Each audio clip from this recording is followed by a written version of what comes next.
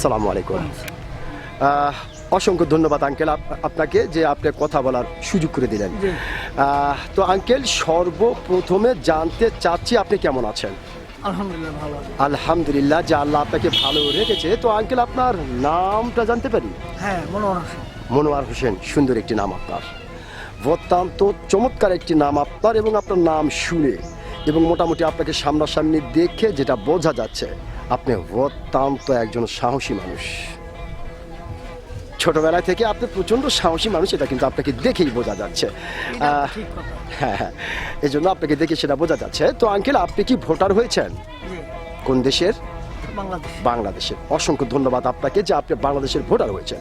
তো আঙ্কেল, যেহেতু আপনি বাংলাদেশের একজন সচেতন নাগরিক এবং বাংলাদেশের অত্যন্ত সাহসী মানুষ এবং বাংলাদেশের ভোটার, বাংলাদেশের নাগরিক, সেই ক্ষেত্রে এই বিষয়টি আপনার কাছ থেকে জানতে চাচ্ছি যে এইবার বাংলাদেশের সরকার কে হতে পারে?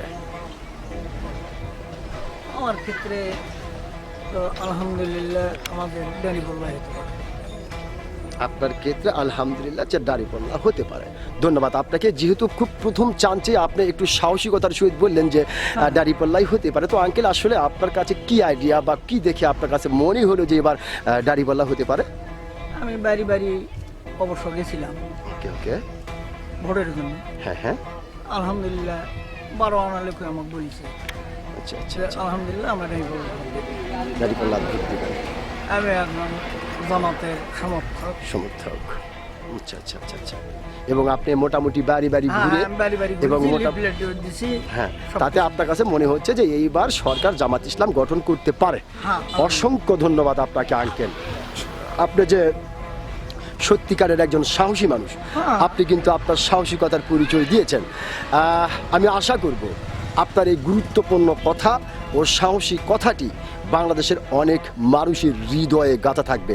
অসংখ্য ধন্যবাদ আপনাকে।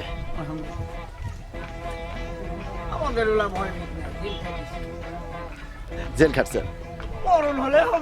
আচ্ছা আচ্ছা, তার মানে আপনি জেলও খেটেছেন? আচ্ছা আচ্ছা, কত বছর আগে জেল খেটেছেন? 13 সালে জেল খেটেছেন। হ্যাঁ, ওই সময়তে একটা ধরপাকড় ছিল। ওকে, ধন্যবাদ। হ্যাঁ।